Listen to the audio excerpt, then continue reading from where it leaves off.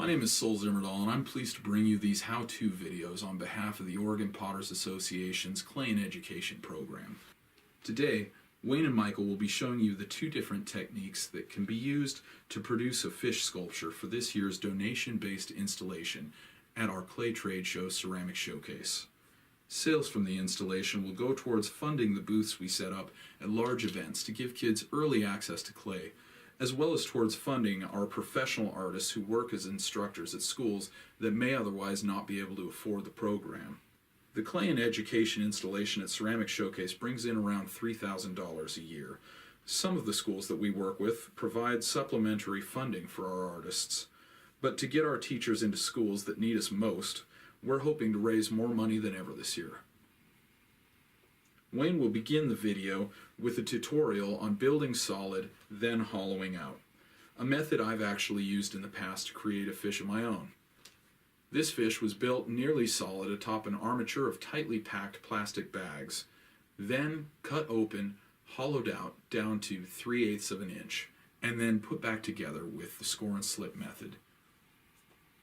Michael will be showing us a technique that can be used to efficiently produce replicable fish on slabs by using a large handmade texture roller as a template.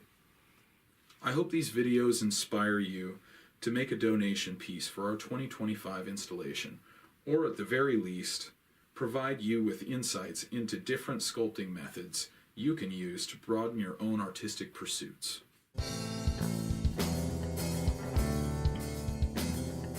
Hello, I'm Wayne Bunker, and today we're going to do a brief video on how to make fish for use in the collaboration project at the 2025 Ceramic Showcase.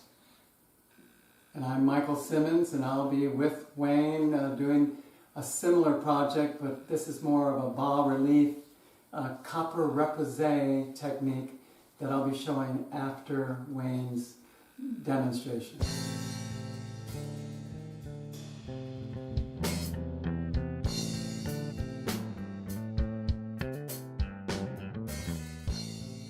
This is an example of final fish based on this particular method, and of course there's many variations that I'm sure you skilled ceramicists will employ to make your fish, but this is just to give you an idea of what it's like.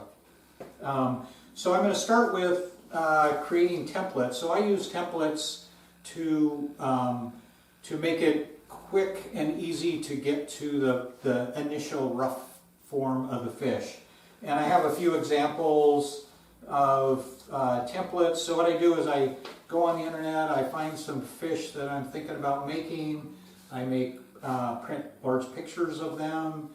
You can do this in sections or as one big whole one. It's nice to have a top view and a side view, and I use the same geometry for the top view for all of my fish. It's basically so brook trout, rainbow trout, koi has a little bit different profile. Big fat fish, and we'll see it a little later. I put in basically the major features of the fish, locations of the fins, cutouts of the fins. But again, go on the internet, think about the fish you want to make, and print out what you'd like to make. Here's one where I actually got a large print and then made a plastic form for it. Makes it a little easier to cut out. So I'm going to be referring to a write-up, and that will also post. So this will all this information will be available on the OPA website. But I'm going to use this as my cheat sheet, make sure I don't forget anything, and do stuff in a logical order. But this will be available to you as well with pictures. And again, this is like heavyweight paper. Photo paper, makes great templates, lasts a long time, pretty waterproof. The next thing is an armature. So because fish have all these little fins and things sticking out on them, it's very difficult to work without an armature. This is an example of a simple armature that I made and have used over and over for all kinds of fish. Piece of aluminum bar that you can get at Home Depot. Some really just electrical conduit, and cut a couple of notches in here to hold my armature cross piece. These are just wall mount, base mount for old electrical plumbing. Again, you can get it at Home Depot, and it fits great. It holds these things really good. You don't need to have a really rigid armature. These are pretty floppy. Anyway, I can show you how to support it so it's just good enough. And it's nice to be able to have it so it can come apart, and you'll see that a little bit later as well. So anyway, armature for building your fish on. And so then we're gonna create a rough body shape. So I'm going to do this fish, and I need to find the right length piece. And then we also, later on, we'll make some fins, and I'll show you what's going on with those. But, okay, so it turns out that this fish works really great with a bag of clay. And I work solid. Not everyone likes to work solid, or because you have to stop, let it dry a little bit, and hollow it out, which can be a real pain. Another method for doing the same thing is to make a pattern, and then you just, after it gets a little leather hard, you just roll it up, and you can make your fish shape hollow to start with. I find that to be more difficult than working solid, so just my preferred method. Let's get a half a block of clay, and I'm not going to completely go through every step because we'd be here all day long. I'm going to go through just how to get started on these things in each step.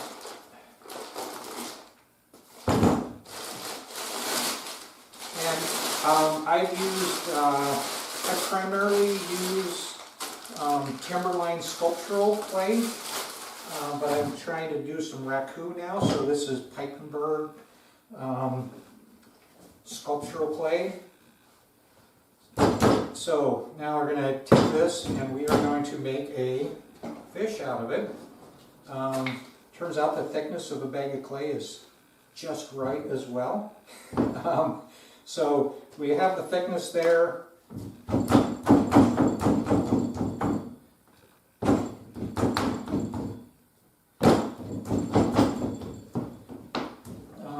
You can use paddles, you can use all kinds of tools to do this initial shaping, but I primarily just use my hands. So we're checking to make sure we get our thicknesses about where you want them. I mean, this is a very rough. You don't want to spend a lot of time on this because you'll be doing a lot more shaping in a minute or two.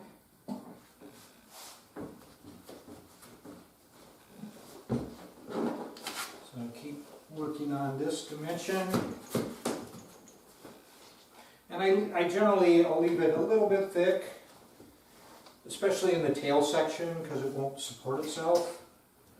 So I got that dimension the way I want it. Get the head.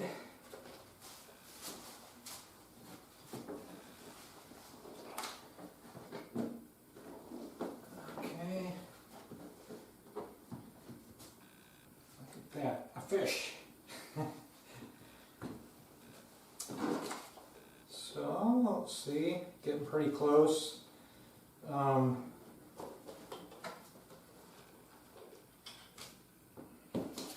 This guy is not too bad.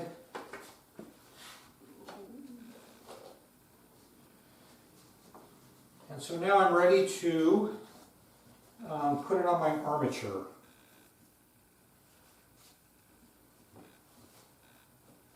So, a few tricks with the armature. You see this gnarly tape I have on here. If you just have the straight metal, it sticks like crazy to the clay. So I just wrap some, painter's tape around it to make it easy to release. And then I have my initial bend that I'm thinking about. So this one you can bend it one way or bend it the other way. You can have a variety. And I think one of the things you want to do, depending on how realistic you want your fish, but it's a really good idea to watch videos of fish and how they swim. Like I made a koi one time, and I went up to the Japanese gardens and watched them swim. And you can really add a lot of life and a lot of interest if your fish are simulate reality.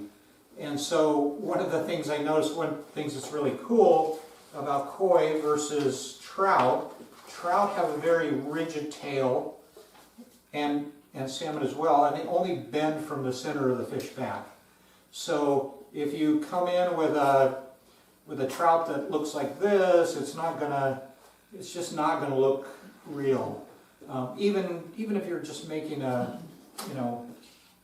you're not even that close to reality, but if you make the movement similar, then it really adds a lot. But one thing that's cool about koi is their fish, the salmon and rainbow, their tail is real rigid, and the koi has tons of movements. It'll do a complete S shape as it's swimming, which is kind of neat to put into your fish. So anyway, lots of videos on the internet. Okay, so now I'm going to put my fish on the armature, and I just will carve out a little bit of a groove in here. You can actually just push it in, but so I'm going to get an idea of what the length is.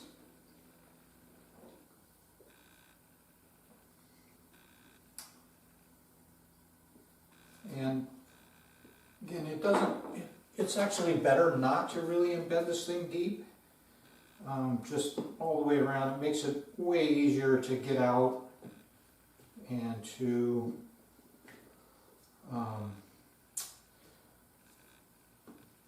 well, I used to bury really deep and then put strings on it and all kinds of stuff to get it back out, and it just was not necessary. Okay, we are ready to go onto the armature. So it's nice to have these things so flexible. You can turn them and line them up and make each fish a little bit different that way.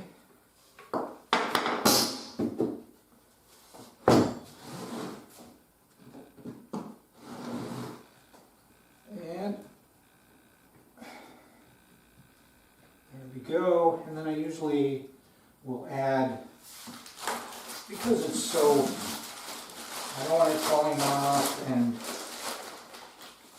we need to have a little bit more stability. I'll add a chunk of clay on one of these just to get it so will at least stay in the alignment that you want.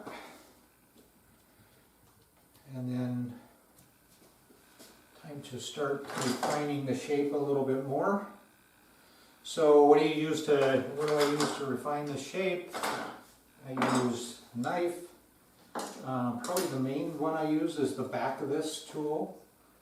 And then also these front edges are nice. You don't really need to get into, because you're going to manipulate this thing so much more, I would hesitate in trying. The tendency is, let's get a really nice finished shape here with, get a nice, your final surface, and then you're going to take this off and cut it up and do all kinds of stuff. So it's kind of a waste of time to do a whole lot of refinement at this point. Really what you're looking for is to get the overall shape of where you want to go. So I'm going to do a little bit more shaping.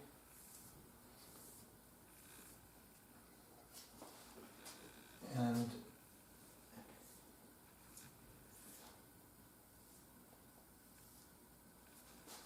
what's nice about fish is sculpting fish, probably one of the easiest things you'll ever sculpt. I mean, it's a torpedo with a couple of fins on it, really. So there's detail you can put in the face, there's texturing you can do on the body, but primarily you're really just trying to get a really streamlined, and it kind of makes you appreciate fish when you work on it, how streamlined they are. You'll find the tail is too heavy and sags, so thinning it down a little bit helps. I had a knife here.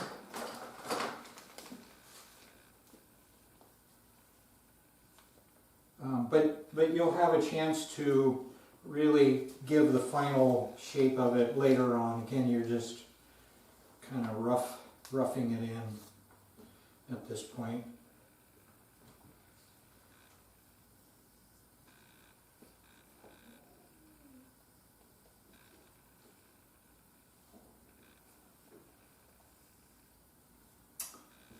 Okay, getting pretty close now.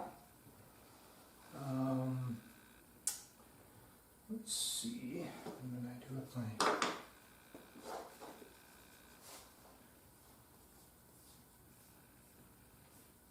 Kind of one of the big distinguishing features of fish are the head shape. So you really want to take a look at that. When I was first starting, I would refer to drawings and stuff a lot, but I've made so many of these that can pretty much get it without looking.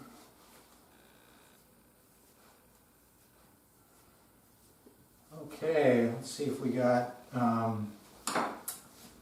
checking my notes to make sure I'm hitting all the points. Okay, now, so we have a fish that is at a point where I would now let it dry for probably a day. And so you, because it's so soft now, I mean the clay just came out of the bag, you think of it as getting your fish to leather hard. So I'm gonna let it dry, and so now I have another fish that I have already done this process to. And it is at the point where I can really start doing, I'm going to hollow it out. So if you try to hollow this out now, cut it apart and put it back together, it would just collapse and you couldn't maintain the shape.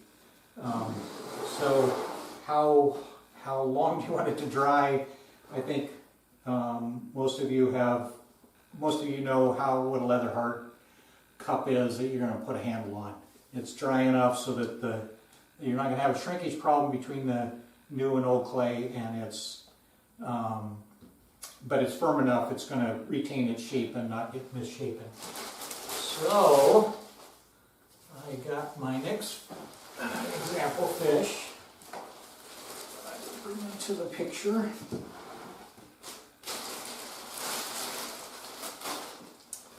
And one of the things you can do, you can see here, there's a lot of saran wrap. Saran wrap is your friend.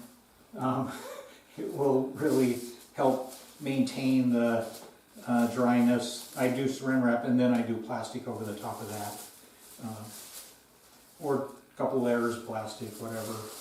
I got lots of sheets of plastic. Okay, so now we've had our fish, it's been drying for, you know, however long you want. I guess you want to always pay attention to the tail section. So even like for my fish that I just did a rough shape on, I'm going to leave it out to dry, but I'll take saran wrap and I'll wrap it around the tail, and I'll monitor these thin areas really closely so they don't get too dry. And I'm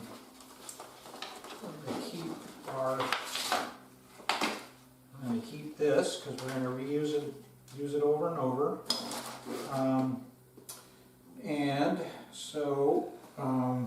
We can do a little bit more shaping, because what you want to make sure you do at this point is you want to make sure that you're not going to do any major modifications, right? You're thinning it down.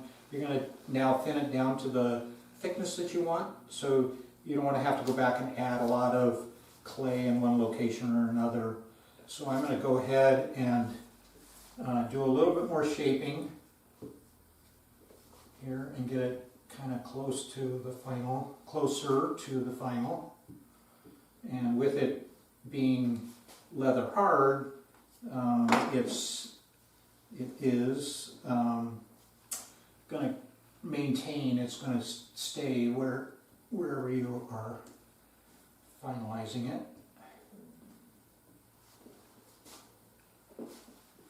So look on this side so you can see.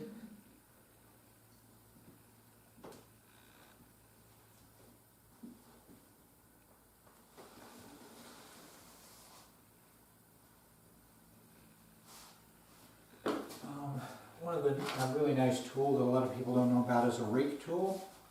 So this, actually, if you look at a lot of stone sculpture, you'll see these where they use rake tools and leave it on bases and stuff. You can see the patterns.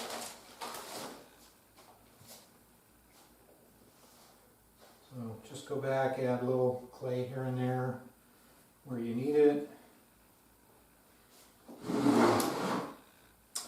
I'm not going to take this to the whole final finished as much as I would normally do, just because it would be incredibly boring. All right, so we are getting close now on a little bit more refined shape. The bottom we're gonna really modify a lot because we got to take the armature out. So don't worry about the bottom, shaping the bottom very much right now. You can see the tail's nice and firm.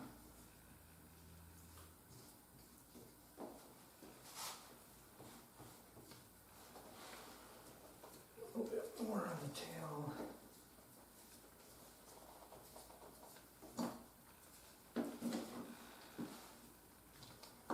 Okay. And we can come back and modify the tail a little bit more in the future too. So, okay, now hollowing the fish out.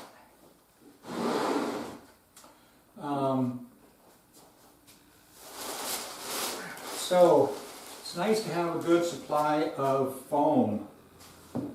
These are just scraps from all kinds of projects over the years at home.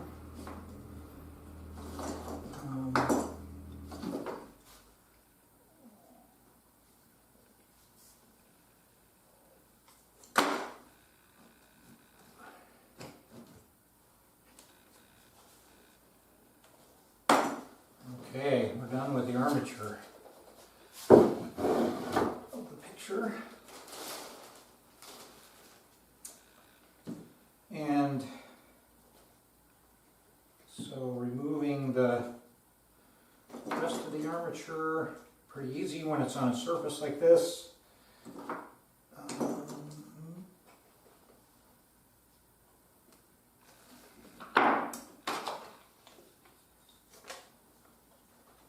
Just got to get under it and it'll pop right out. And then now we need to kind of rough in the bottom. Open it up so we can get some good clay in there. And I just use, just soft clay. Fill that gap in to kind of get the fish in the final shape that we want. So slip and score, kind of, I don't know how important it is really because we're pushing in small chunks, but I do generally put a little bit of slip in.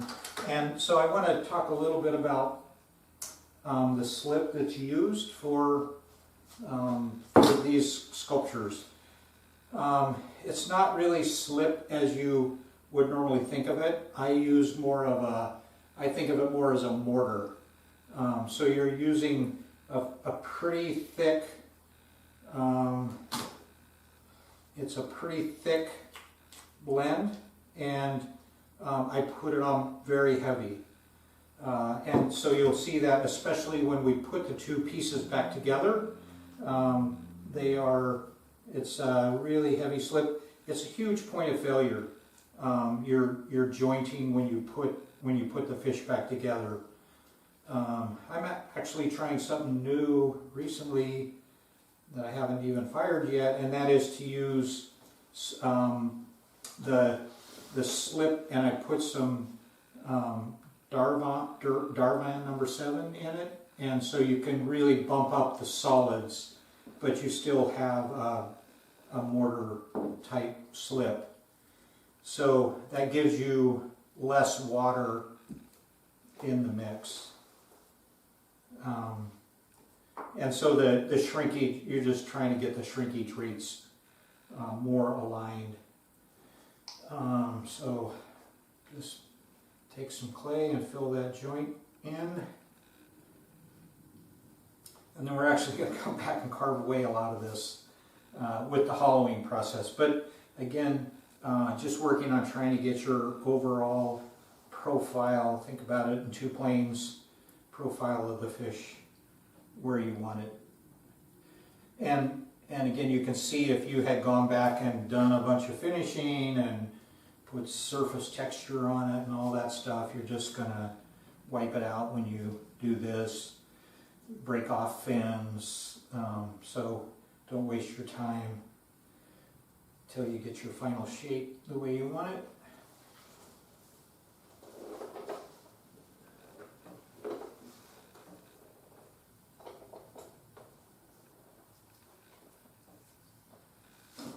Okay,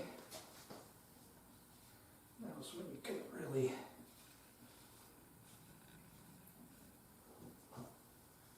get your shape. Again, getting a little bit closer, but not spending too much time on that.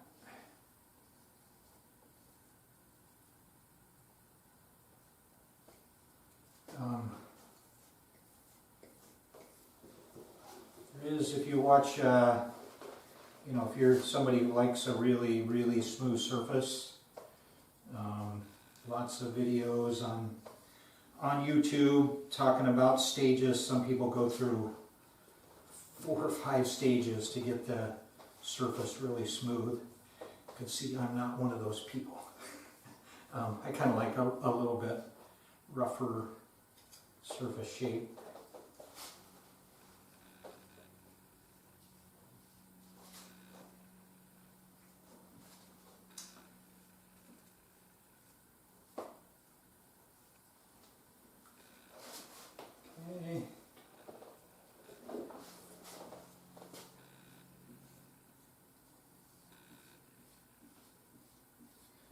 You really, at this point, you really can't, like if you had decided you want more of a bend in it or whatever, it's pretty hard to do at this point. You really need to get that before you get to this point.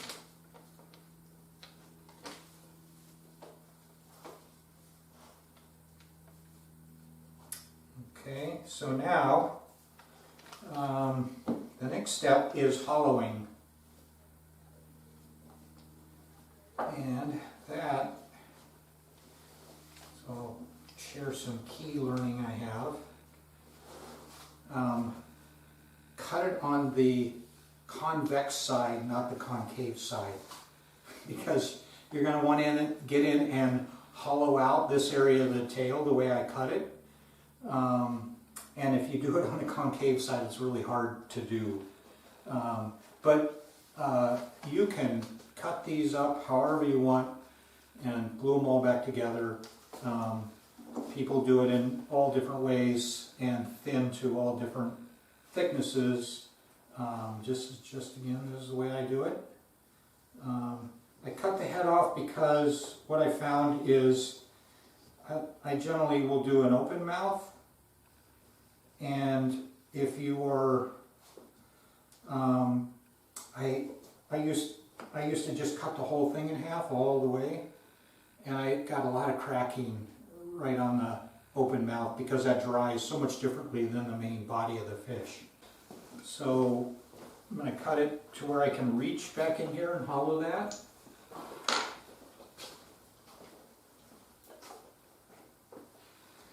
And then provide some guidelines how to cut it.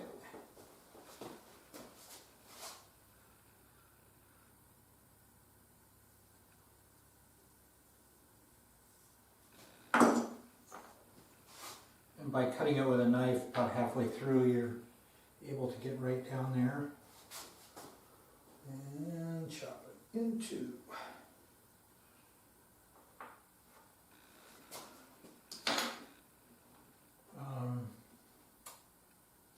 So hollowing. I'm not doing this right now, but generally I would try to always have everything under plastic that I'm not currently working on. So just use the tools I'm sure you all have. Found it's really easier to, again, just always providing guidelines. And I generally thin down to 1/2 to 5/8 of an inch. Some people take it all the way down to 1/4 inch. It's just a little thicker. For me is easier during the process. And we'll talk about firing in a minute or two.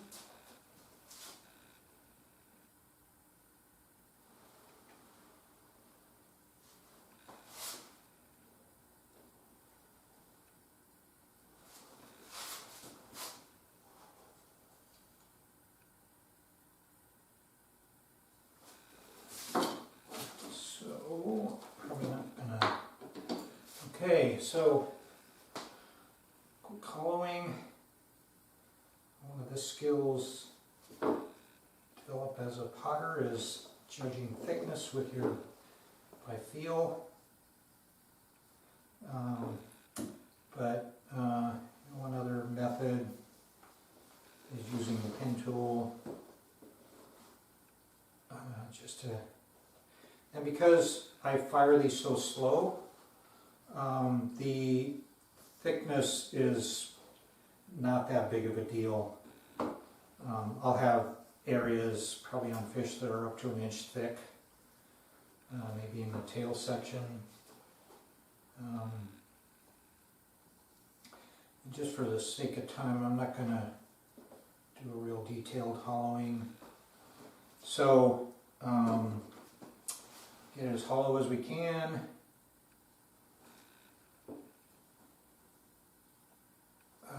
One of the things you can do, so for pin tool venting, pin cushioning I call it, which people may or may not be familiar with. If you do sculpture, I'm sure you're familiar with it, is to, I think of this is kind of pin cushioning to vent out the clay where it's thick, and I think of the distance in between the holes as kind of the final thickness of the clay.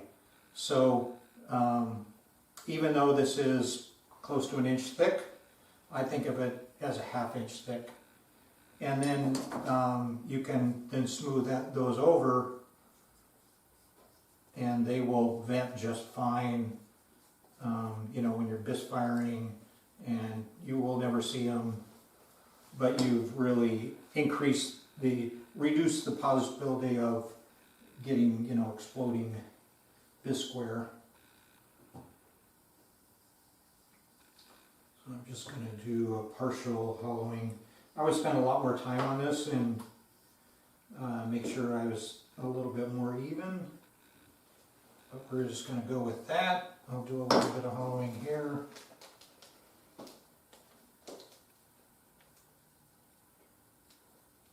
Oh, one of the things I didn't do with the head was put some alignment marks.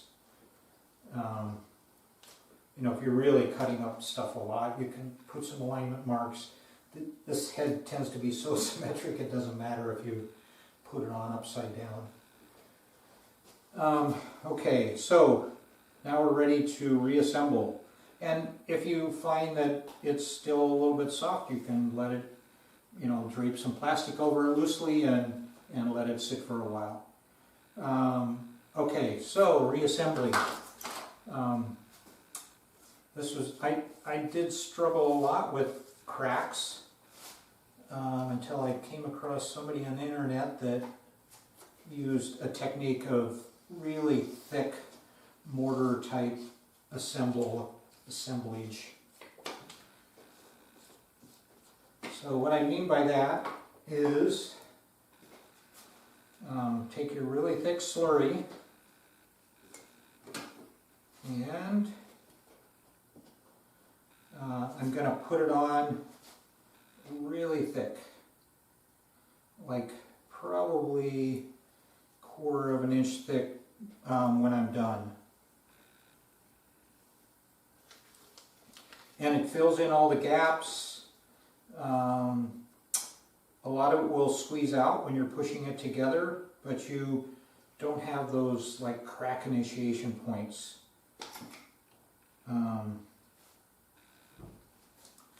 Which will crater your project. And I really look for getting enough on there so it does squeeze out.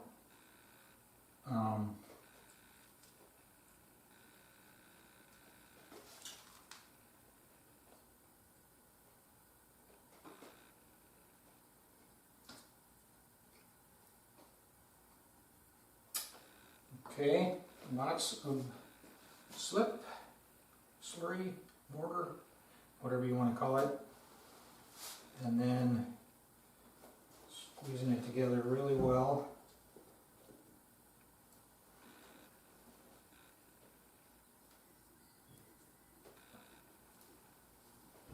And you can paddle it, you know, like this area I would have preferred to get more, but I'm actually going to take this part again and finish it. Just save you from having to sit through that whole process. There we go. And then take off as much as I can.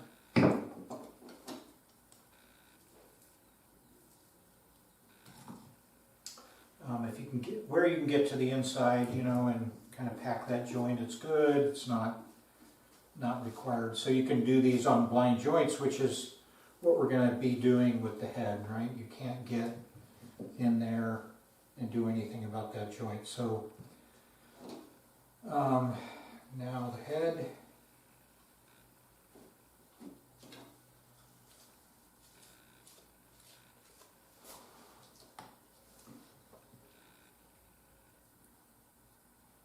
Getting lots of slurry.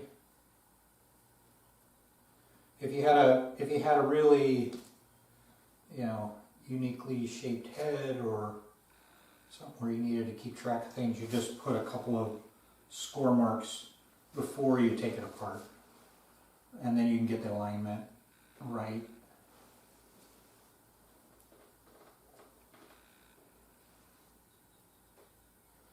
Lots of slurry. See if I can figure out which way this went on. Good there.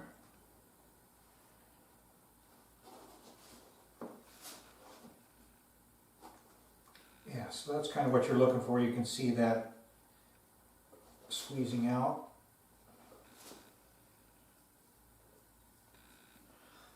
And then I have found that this will, just because of the moisture of where you're putting it together, it will make a little divot that you want to go back and make sure you cover over,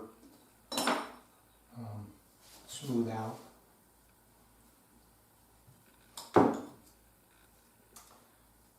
All right, now we have arrived at another resting point, and this is important. You really don't want to then start.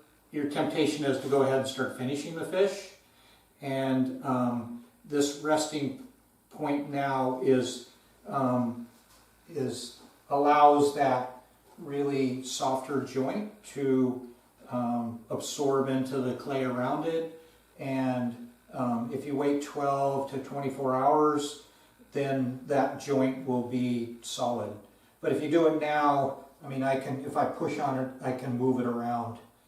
And so you really want that, you want your joint to set for a few hours. I always wait, I try and do a day overnight to let it set.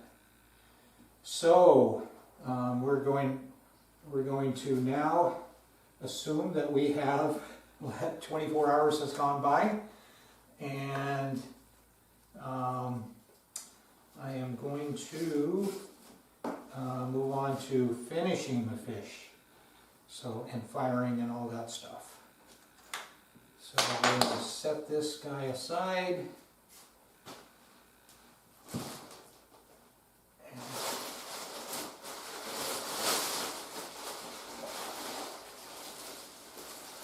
Bring in a new fish.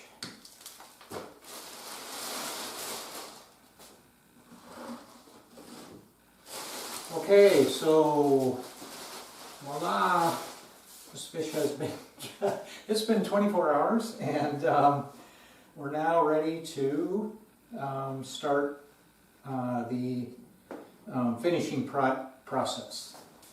And I won't go through every tiny little detail.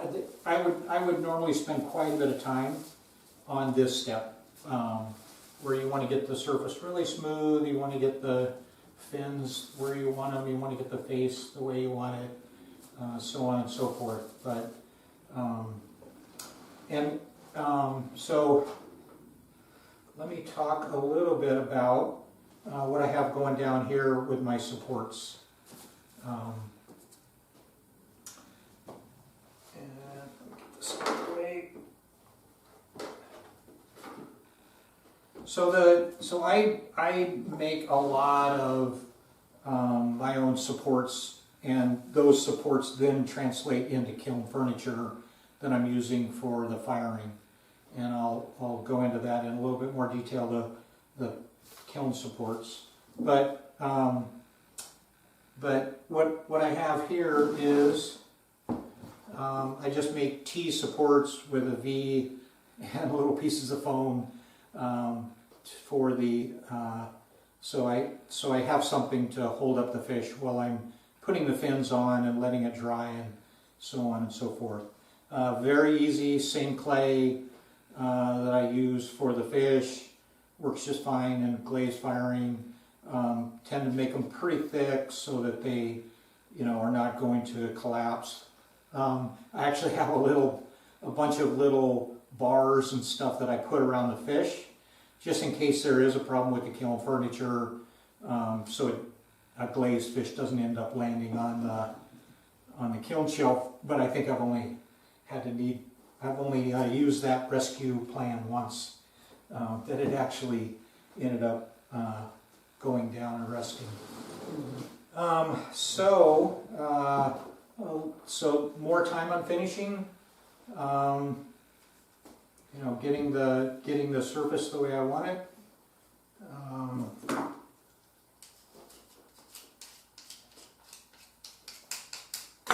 So again, kind of the fundamentals of sculpture. You Don't worry about, you finish the figure and then you put the surface treatment on it. So, you know, if I'm going to put fish scales or something like that, I now will go ahead and completely finish the all the features, and then, you know, if I'm going to, some of the stuff, you know, you can get very creative. Sometimes I just put a pattern on there with the, you know, with the end of a tool. Sometimes I use those bags that come with like garlic, the fishnet stuff. Works really well to expand that and roll it on. It kind of looks like fish scales. You know, sky's the limit for what you want to do there. You can put a open mouth. If you look at the type of fish, like a salmon has a very distinct downward tilt. Trout, a little less so, but you can just cut in a mouth at this point. And then you're just doing the normal,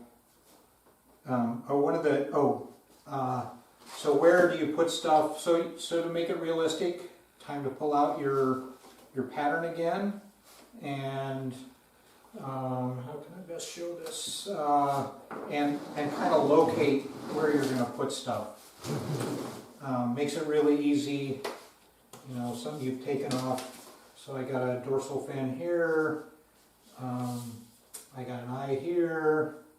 I got a back of the gills here. And then I'll flip it over and do the same. A couple of tricks that I use for like the eye that I found works pretty well. Again, also using the proportion of how far or high the eye is from the, you know, so you can mark where the eye is.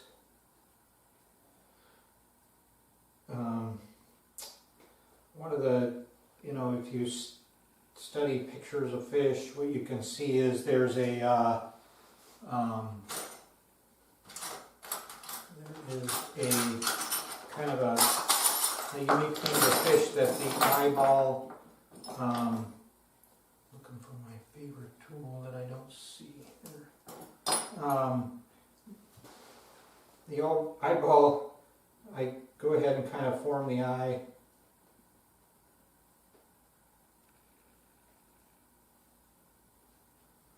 And the fish have this funny thing that their eye is parallel with the ground, so it's has a large relief at the top and a small relief at the bottom. But you can look at photos and you'll see that detail. And then generally, I mean, you can carve in gills, or you can add gills. I tend to add them.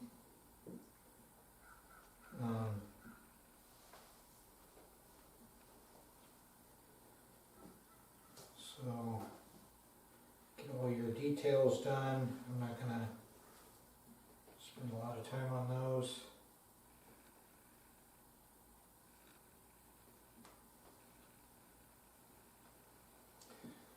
You know, the mouth is very unique. Fins. So fins, I use my photos and I just, this is like paint by numbers.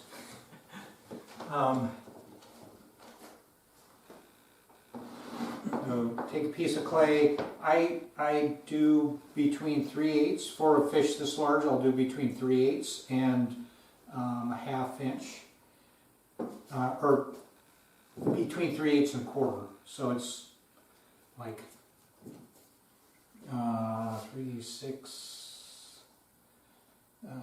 5/16, which is just an easy spot on my slab roller. So I mean, judge what you want, where you want your thickness, but in general, it's a good idea to do them thick enough so you're not going to have them breaking off. So these would be about here. You have a anal fin, you have some back dorsal fins. So I'm just going to put on a couple of fins here just to kind of give you an idea. So rear dorsal fin.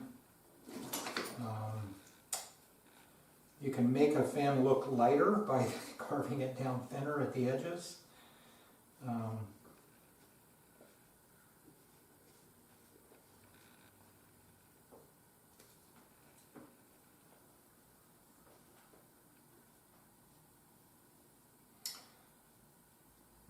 it's ready to go on. And I got my proportions and everything good because I blew up a photo and I cut out templates for that. So again, slip and store.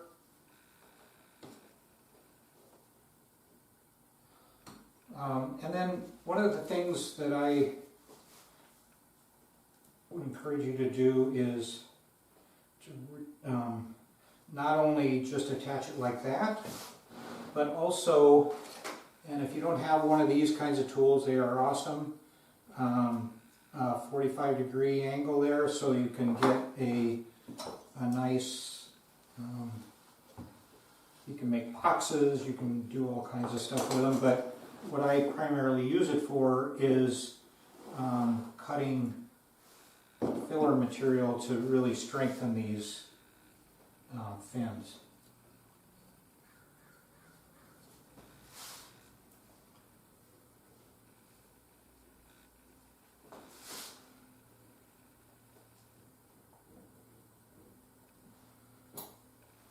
And so really give it a nice radius there against the base of the fish to get it so it's not going to, or reduces the chance of it breaking off. In fact, I've broken off a few fins over the years and they never break at this joint. They always break higher up where it's a little bit thinner on the fish. So, and then I can put some texture on there. I really love these silicone, I think they're silicone tools for drawing. And then you can come, well, we'll talk about finishing colors and stuff. But anyway, so that's, you know, and then repeat with the front fins,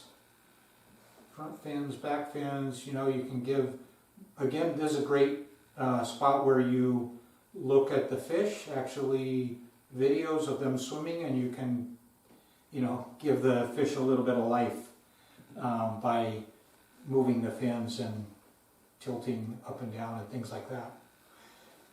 Okay, so that is as far as I'm going to go with finishing the fish, because there is 100,000 different ways to do that. And so I want to talk just a little bit about, I'm going to look at my notes to make sure I'm hitting all the,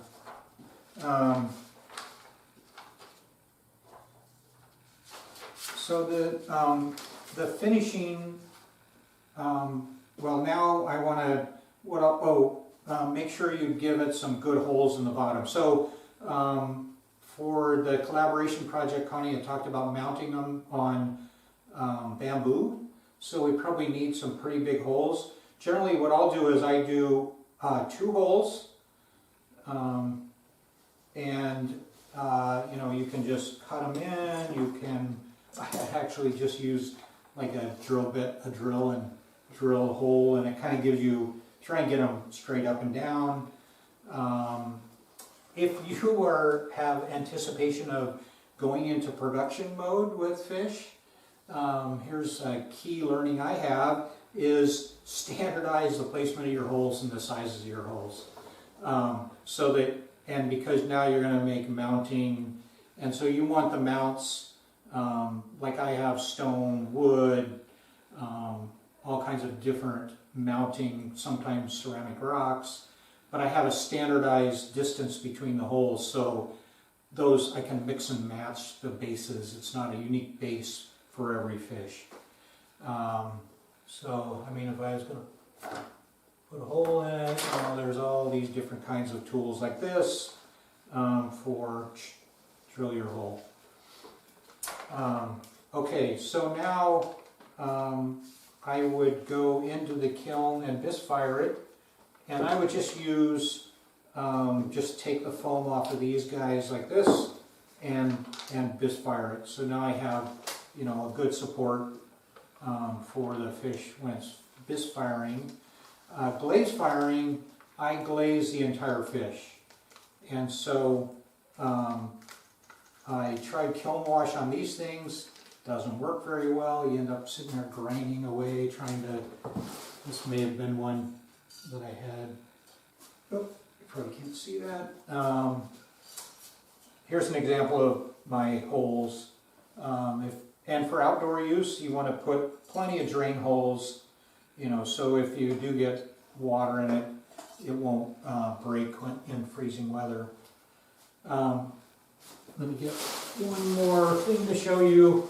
Okay, so these are my kiln firing supports.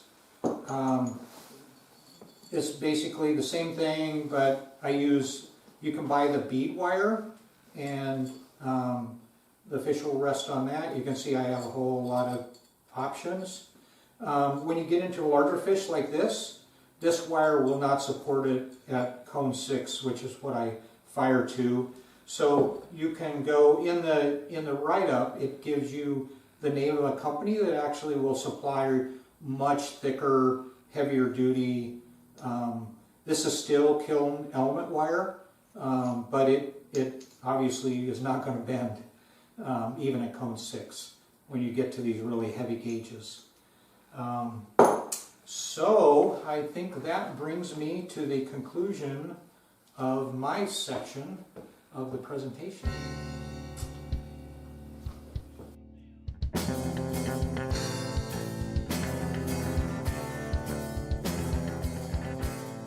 Good morning, I'm Michael Simmons. We were introduced, Wayne, Bunker and Michael Simmons, we introduced ourselves at the very beginning of Wayne's video taping, and I'm going to start with this drawing of this salmon, which I actually have this nice poster board, which you could get either from the company, which I'll tell you at the end, or say the forestry centers. And there's also a store in at Seaside, believe it or not, that has posters of every kind of fauna, skeletons, fish, you name it. And it's right across from the public bathroom in Seaside, if you're familiar with Seaside. And they're open most days, and that's where I'm going to get my next fish poster. So this is taped to a copper flashing piece, which you can actually buy a roll of it through blick.com. It's an art store, or try Arco, T-R-I, Arco, A-R-C-O.com. You can also possibly get an order of a roll of this copper, which is 12 inches high, and I could probably get 10, 16 inches of fish, pieces for the fish this size. NASCO, NASCO.com is another art company, and they're nationwide, and they can ship the roll to you just like they did to me. So while I have this up, this is a red felt. This is the first part after you do your drawing and taped it down. This is going to allow you to use a number of styluses to press into your design lines. And I sharpened this one a little bit, this chopstick, and I sharpened this one just a little bit skinnier, but I'm going to use this nice thick, it's called a primary pencil, and I used these in my classroom at one time as well with the kids. Okay, so now I'm going to lay this back down. I've got 2 clamps, and I'm going to lean it up for the camera to see the a little bit better for a little bit. I'm only going to do about 1/3 of the fish, and so I can, in order to get to the next step in this taping.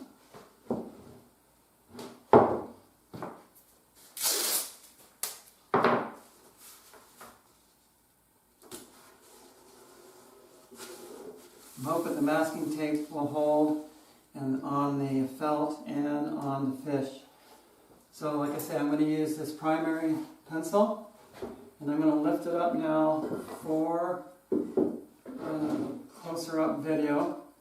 And I'm going to start, I'm going to make sure I'm down far enough.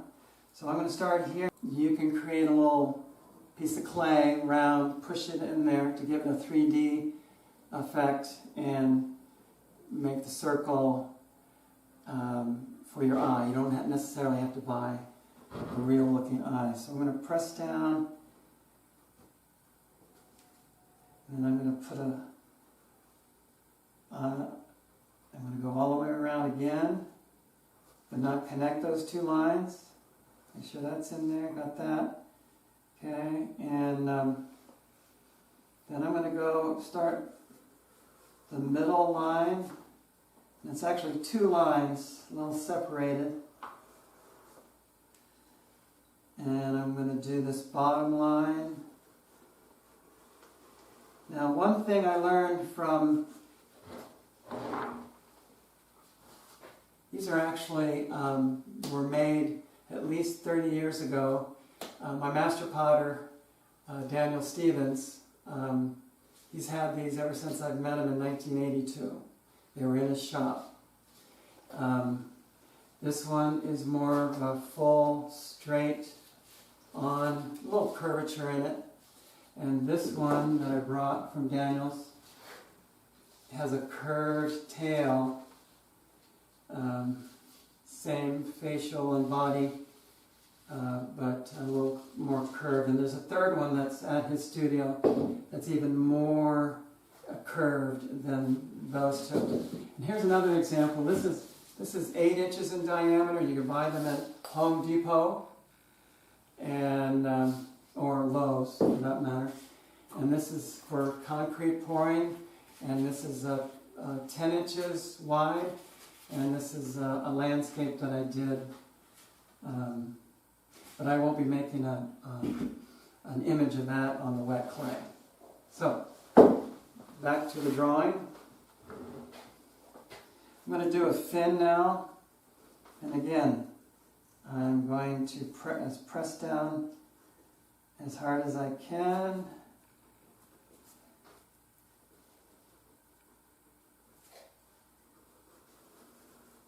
You can also make, when I press one of those already made fish, salmon fish onto the wet clay, you can actually mold it, push it, put newspaper on it to make it a 3-dimensional shape. My master potter Daniel always would tell me that, like, make it look like it's swimming in the water. Okay. So I'm going to do the lines in this one fin, pressing down.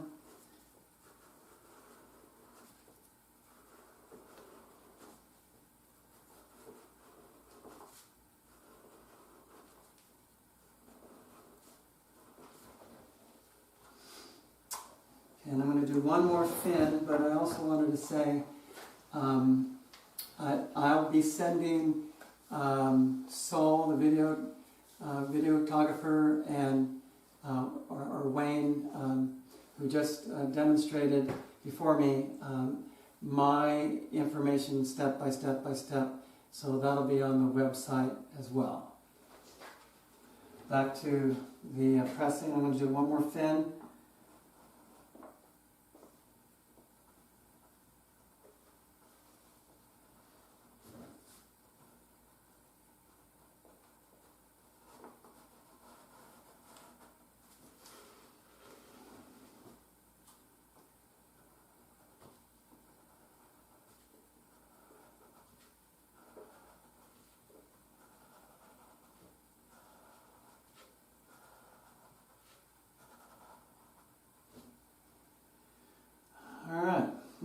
I'm going to reveal what it looks like so far.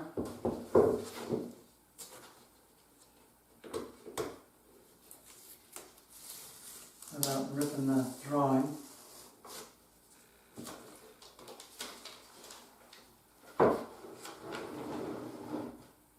Looking good?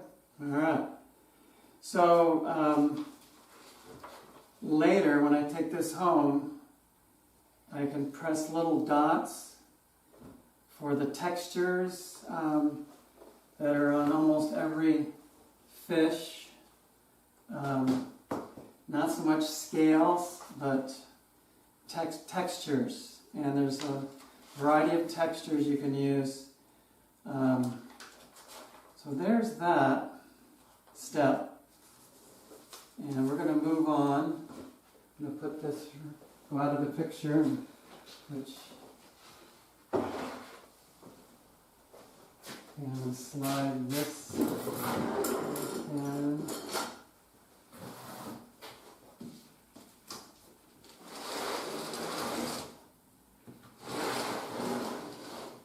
So, a step that I better explain on that, on the drawing, pressing down with the pencil, I will, before I glue this down onto an 8-inch or 10-inch cardboard roll and cut it, I still need to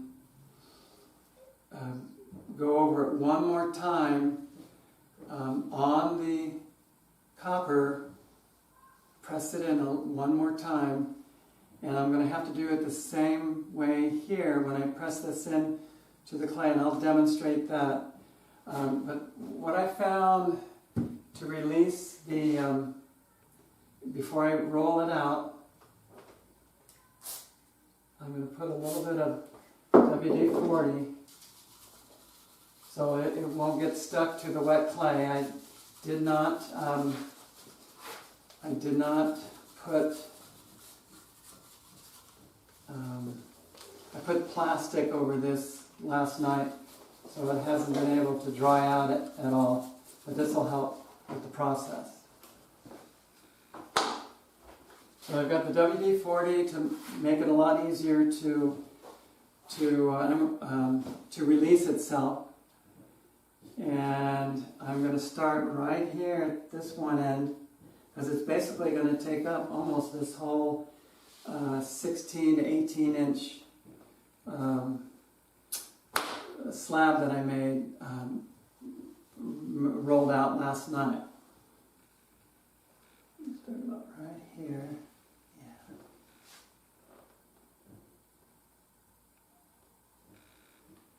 A little bit more. And before now I'm going to put both of my hands inside of this roll, and I'm going to press down as hard as I can without moving the roll or jiggering it or making it erratic. Just take my time. Oops. Okay, so we will have a little jigger there.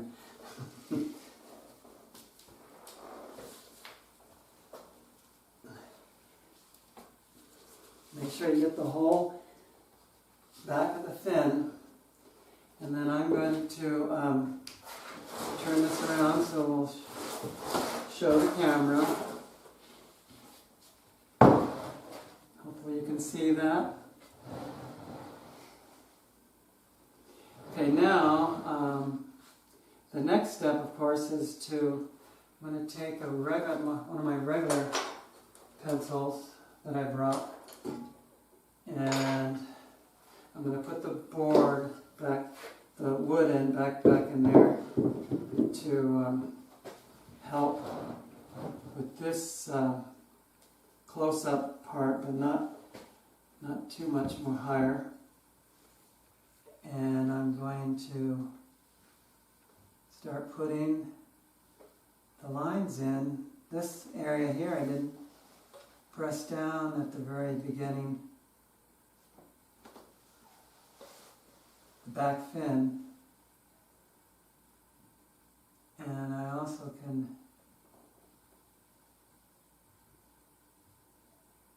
now there's this outside line I like to introduce,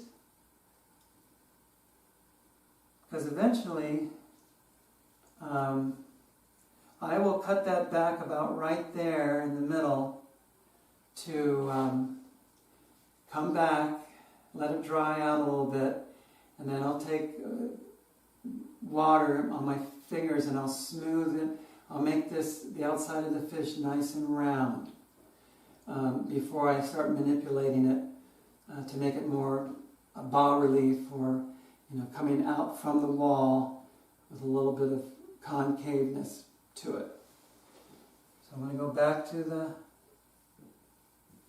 and every once in a while you want to wipe off the extra clay that's accumulating.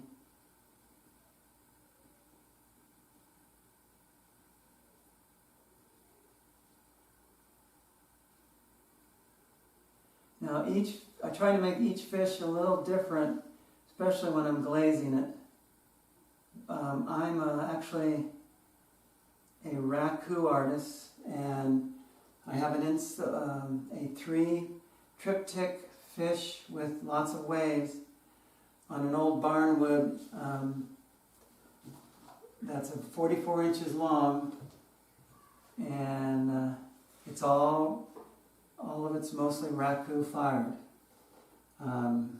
If you're not familiar with raku firing, you could look it up either on Pinterest or Wikipedia. I'm not sure where else, but so I'm going to keep going around the outside, because I'll come closer about right there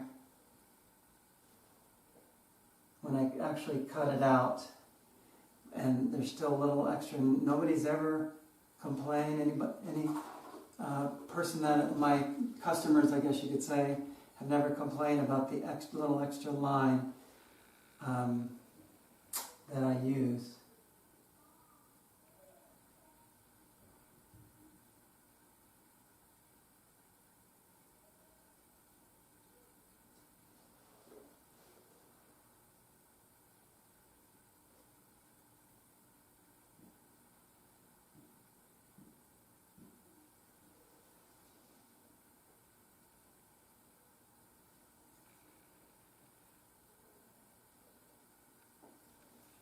That's actually the size of the body. Here's the little fin in the back.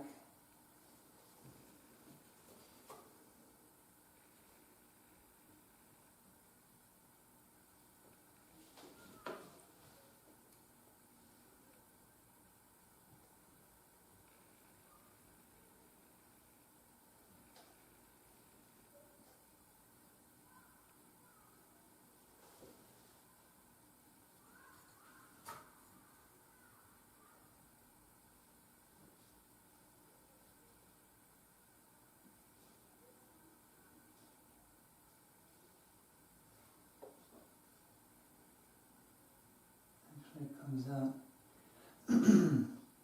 Didn't press that down hard enough either.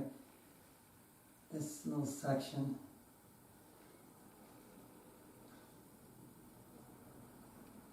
Just make sure you make one section, which is right in here, wider for that fin. And I made sure that I didn't miss any part of the fish body.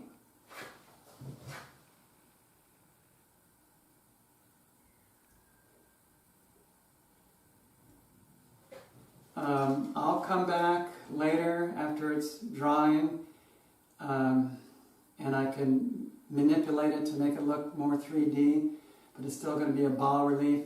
It's going to be hanging on the wall. And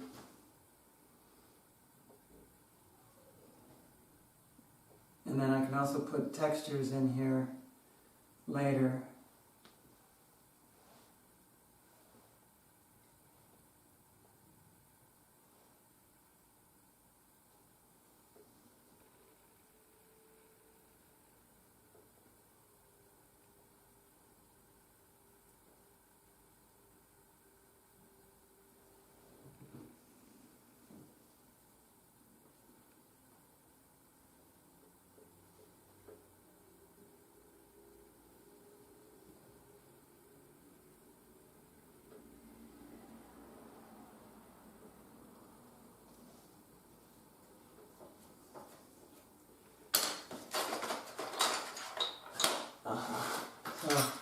I'm going to make the teeth a little skinnier lines because they're more detail work.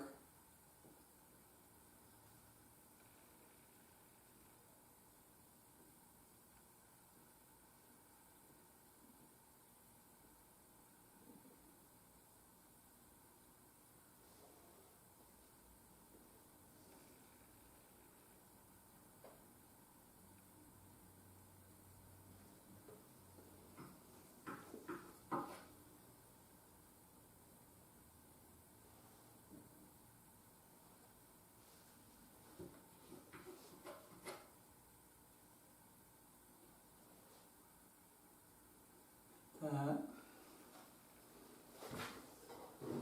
Lay it down a little bit and do the eye section. Press it down, press it in. A little smaller. I will carve out a little section there probably tomorrow, and then push in a real fisheye that I have already and leave it there so when it's drying it'll actually keep it from shrinking, and then I'll eventually take it out.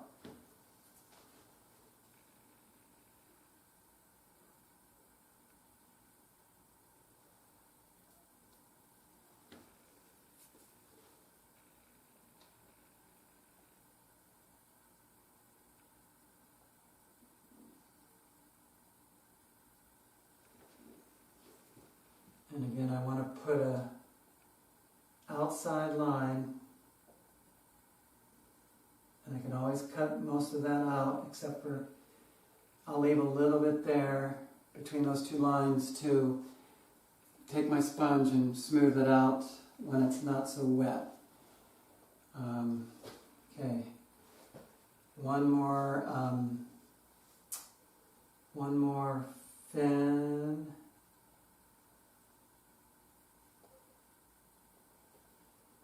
And there's also some, I'm just going to call them gill lines, but it's not necessarily their gills. It's just a detail, added detail. There's another little fin here as well.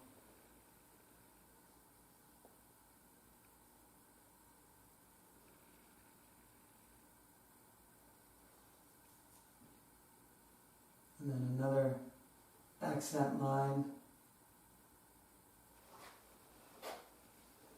and I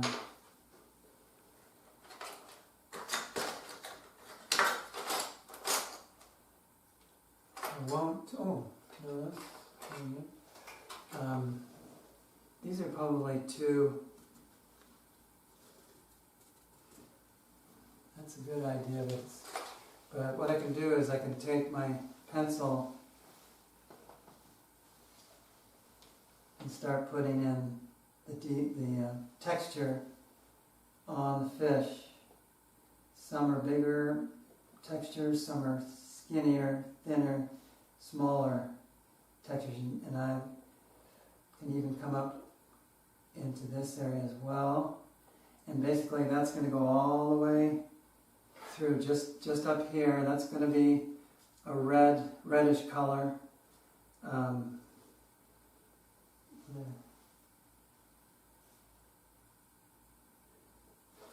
Sometimes I will cut this out and make it a negative area. Sometimes I just leave it in, and when I raku fire, it'll just be a flat black from the fire. So I could do it in a few different ways. I think I'll just, and this one I'll make it a little bit smaller, shorter. And like I say, that'll be cut out just a little bit closer. I've got one more fin.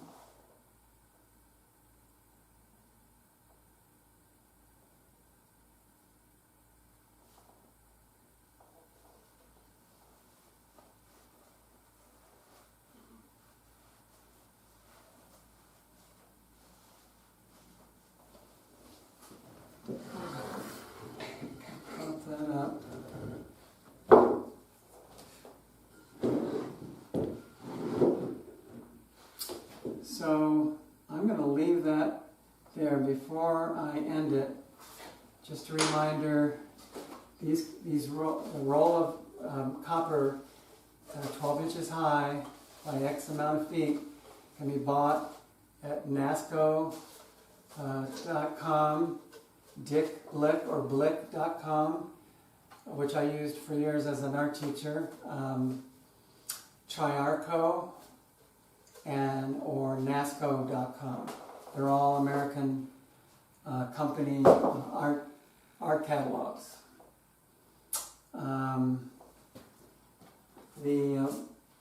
If you did want to get real-looking eyes, fish eyes, it's www.RMI-ONLINE, I bet you can do it lowercase.com. And I'm also give you the telephone number, 1-800-826-0654. Research Mannequins. Alright, so. Oh, and to glue down your fish onto this cardboard, I highly recommend liquid nails.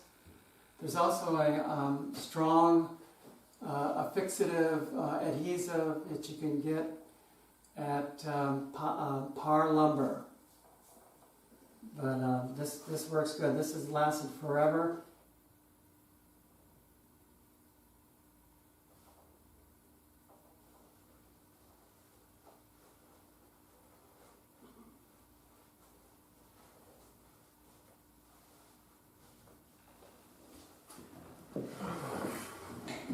Count that up.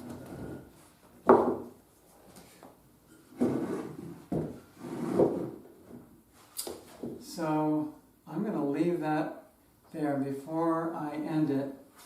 Just a reminder, the roll of copper 12 inches high by X amount of feet can be bought at nasco.com,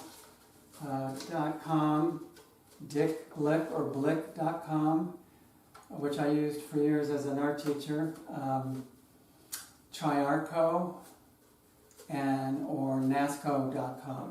They're all American company art catalogs. If you did want to get real-looking eyes, fish eyes, it's www.RMI-ONLINE,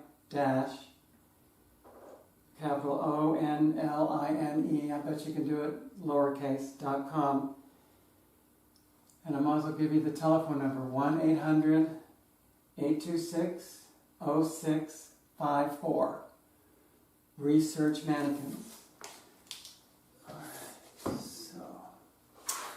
Oh, and to glue down your fish onto this cardboard, I highly recommend liquid nails. There's also a strong affixative adhesive that you can get at Par Lumber. But this works good. This has lasted forever. I did have to glue this in with the liquid nails last night and taped it. And 24 hours later, it's not going to come off for quite a while. Liquid nails. And that's about it.